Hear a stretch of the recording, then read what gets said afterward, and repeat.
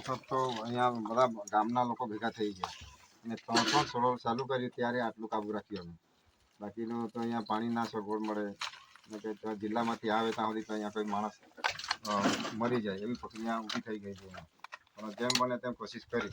હવે આ ગામના લોકો આટલા બધા અહીંયા ભેગા થયા અને એમણે આ ઘરને સળગતો અટકાવવા માટે ખૂબ પ્રયત્ન કર્યા છતાં પણ અને અહીંયા જે ફાયર બ્રિગેડની જે વારંવાર આવી ઘટનાઓ બને છે, ડેડિયાપાડા તાલુકામાં હજુ પણ ફાયર બ્રિગેડની વ્યવસ્થા થતી નથી અને આવી ઘટનાઓ બને છે છતાં પણ સરકાર ઊંઘતી હોય એવું લાગી રહ્યું છે.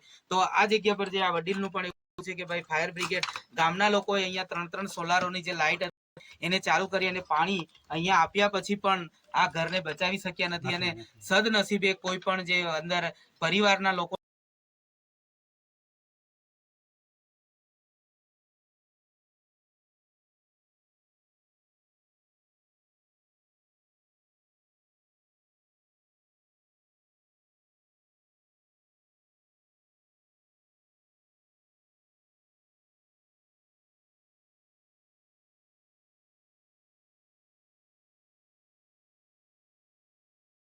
સાથે આપણે વાત કરી કે આ ઘટના ક્યારે અને કઈ રીતે બની.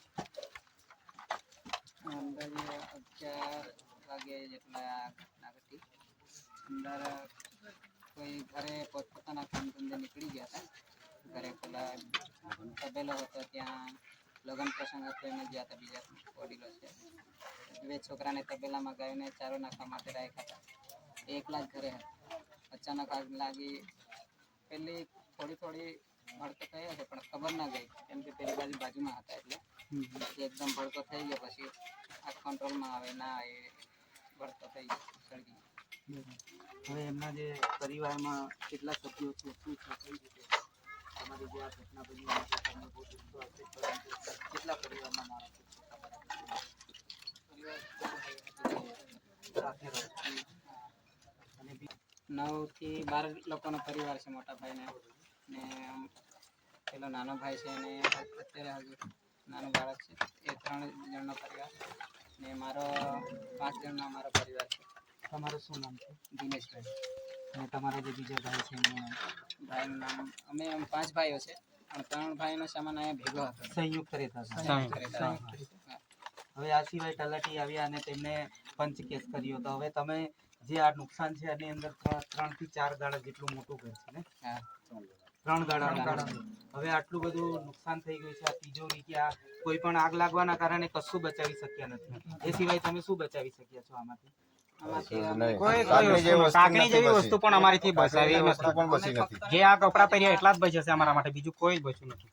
હવે તમે જોઈ શકો છો કે આમાં બધું જ વસ્તુ બળીને ખાક થઈ ગયું છે. તો સરકાર પાસે એ જ અપેક્ષા છે કે વહેલી તકે આ લોકોને જે આ દુખિયારા જે લોકો છે એમને સહાય વહેલી તકે આપવામાં આવે અને બને ત્યાં સુધી જેટલું બને એટલું સરકાર આ બાબત ઉપર ધ્યાન આપે અને આ વાંદરી ગામની અંદર નિશાળ ફળ્યું છે જ્યાં આ ઘટના બની છે. અને તમારું નામ આખું શું છે? અમરસિંહભાઈ વસાવા, જેનું આ ઘર સળગી ગયું છે. એની અંદર જેમ બને તેમ આ 12 જેટલા અંદર ઘરની અંદર પરિવાર જે રહેતા હતા એમને વહેલી તકે આ બાબત